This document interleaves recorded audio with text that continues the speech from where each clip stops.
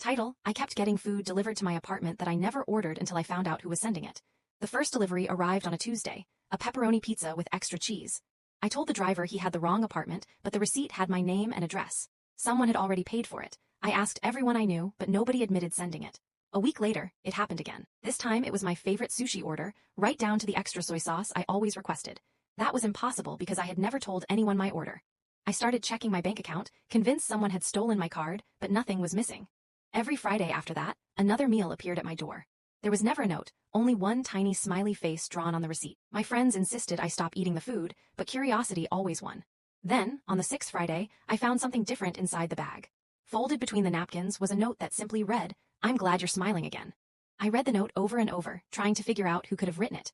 The words unsettled me because they were true. After a difficult breakup months earlier, Friday nights had become the hardest part of my week. Somehow, whoever was sending the meals had noticed.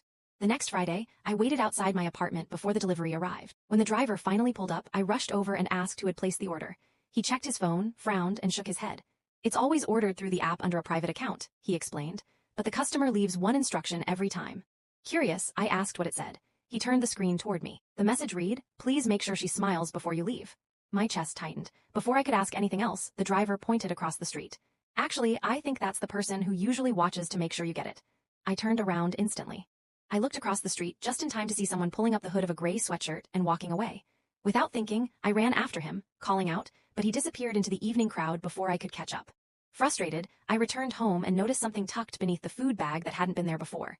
It was another note. "Sorry for running." I wasn't ready to explain yet. At the bottom was an address and a time, *** Saturday, 4 p.m. ***. I almost threw the note away, convinced I was making a terrible decision, but curiosity won again. The next afternoon, I stood outside the small community kitchen the note had listed. Through the window, I saw volunteers packing meals for people who couldn't afford them. One of them looked up, froze when he saw me, and slowly walked toward the door with the shyest smile I'd ever seen. He introduced himself as Daniel and admitted he'd recognized me months earlier from the CAF, where I used to study every Friday. After my breakup, he'd noticed I often skipped meals, staring out the window for hours instead of eating. He wanted to help but didn't want to seem intrusive, so he started sending dinner anonymously, hoping one good meal each week might make things a little easier. I asked why he never told me the truth. He smiled and glanced around the kitchen. Because kindness shouldn't expect anything back. We spent the rest of the afternoon helping prepare meals together, laughing like we'd known each other for years.